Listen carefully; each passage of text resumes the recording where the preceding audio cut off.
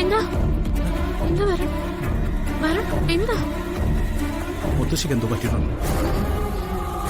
മുത്തശ്ശി നിങ്ങളൊക്കെ വിളിച്ച് കരയുന്ന പോലെ. മുത്തശ്ശിക്ക് തീരെ വയ്യ. രാത്രി ഉറങ്ങാൻ നേരത്തെ മുത്തശ്ശിയുടെ കാര്യം തന്നെയല്ലേ പറഞ്ഞുകൊണ്ടിരുന്നത്? അതുകൊണ്ടാ ഇങ്ങനെ സ്വപ്നം കണ്ടേ? അല്ല, മുത്തശ്ശിക്ക് എന്തോ പ്രശ്നമുണ്ട്. ഞാനൊന്ന് വിളിച്ചു നോക്കാം. ഫോണിൽ അതെ, നേരെ നല്ല രാത്രിയായി. മുത്തശ്ശി നല്ല ഉറക്കമായിരിക്കും. ഇപ്പൊ വിളിക്കണ്ട. ഒന്ന് വിളിച്ച് സംസാരിച്ചില്ലെങ്കിൽ എനിക്ക് സമാധാനം കിട്ടില്ല.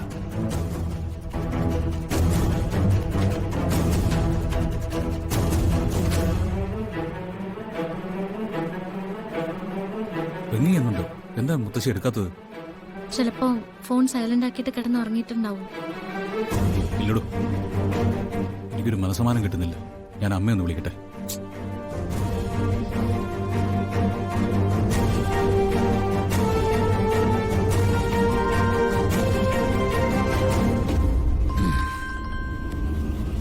നോക്ക്, വരുണ വിളിക്കുന്നേ. പോരുമ്പോ അവനോടൊന്നും പറഞ്ഞില്ല. എന്തായാലും താൻ ഫോൺ എടുക്ക.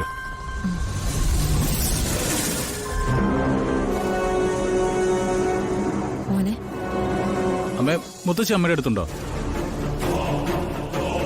ഇല്ല, ഞാനും അച്ഛനും കുറച്ച് ദൂരെയാ. എവിടെ? അച്ഛന് മനസ്സിന് സുഖമില്ലാന്ന് പറഞ്ഞതുകൊണ്ട് ഞങ്ങളൊരു തീർത്ഥയാത്രയ്ക്ക് ഇറങ്ങിയതാ. മുത്തശ്ശിക്ക് ചെറിയൊരു പനിയുണ്ടായിരുന്നു, അതാ കൂടെ വരാത്തത്. അതെന്താ അമ്മേ, നിങ്ങളൊരു യാത്ര പോകുന്നതിന് മുമ്പ് എന്നോടൊന്നും പറയായിരുന്നേ? മറ്റുള്ളവരെ പോലെ നിങ്ങൾ എന്നെ മാറ്റി നിർത്താണോ? അങ്ങനെയല്ലടാ, പെട്ടെന്ന് തീരുമാനിച്ച് അങ്ങ് ഇറങ്ങി. അതെന്തായാലും നന്നായില്ലമ്മേ. മോനെ,